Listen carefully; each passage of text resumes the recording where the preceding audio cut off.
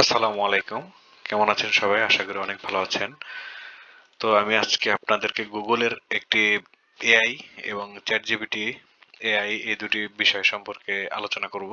চলুন দেখে আসি। তো গুগলের এআই এই সাইটে আমরা প্রথমে চলে আসলাম।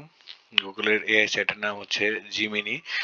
আর চ্যাটজিপিটি তো আমরা অনেক আগে থেকেই জানি যে চ্যাটজিপিটি একটি এআই সফটওয়্যার।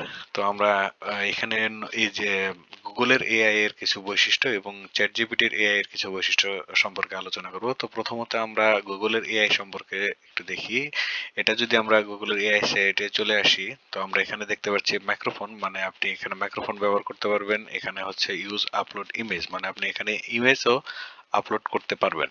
তো চ্যাটজিপিটিতে এই অপশনটা নাই। তো আমরা এদের পারফরমেন্স একটু দেখে আসি। তা আমি আগে থেকে কিছু প্রশ্ন লিখে রেখেছি।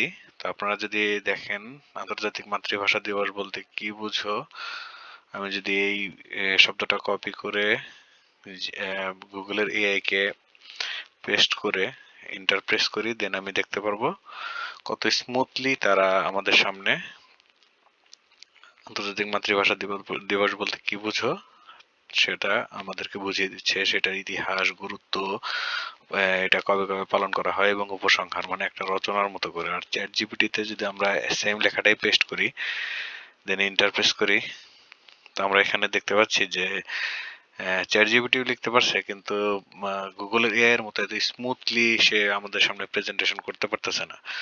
তো আমরা যারা স্টুডেন্ট আছি তারা, আমি সাজেস্ট করব যে গুগলের এআইটা ব্যবহার করার জন্য। কারণ আমাদের এখন অনেক জটিল জটিল প্রশ্ন থাকে যেটা অ্যাসাইনমেন্ট করার জন্য আমরা ব্যবহার করি, বা অনেক সময় অনেক ধরনের কাজে আমাদের আমাদের প্রয়োজন হয়। তো সেখান থেকে আমরা গুগলের কাছ থেকে আমরা বেশি পরিমাণে তথ্যটা জেনারেট করতে পারবো। চ্যাট জিপিটি আমাদের তথ্য দিচ্ছে, কিন্তু সেক্ষেত্রে চ্যাট জিপিটির পারফরমেন্স গুগলের এআই এর তুলনায় অনেক কম। তো আমরা যদি আরো কিছু এখানে স্টপ করে আমরা যদি আরো কিছু দেখতে চাই, যেমন আমি এখানে রকমারি.com থেকে ওমর খালেদ রুমি নামের এই অথরের এটা যদি কপি করে গুগলের এআই পেস্ট করি,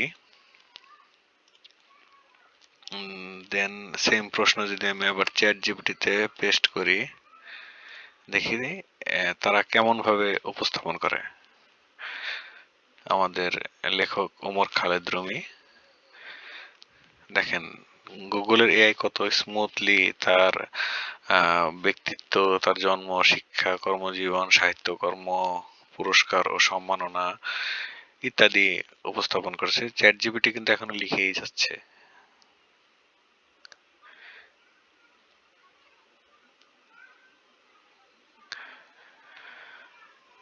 তো এই ছিল আজকের ভিডিওতে। যদি ভিডিওটি ভালো লাগে তাহলে চ্যানেলটি সাবস্ক্রাইব করে পাশের বেল আইকনটি বাজিয়ে দেবেন এবং আমাদের পাশে থাকবেন। ধন্যবাদ সবাইকে।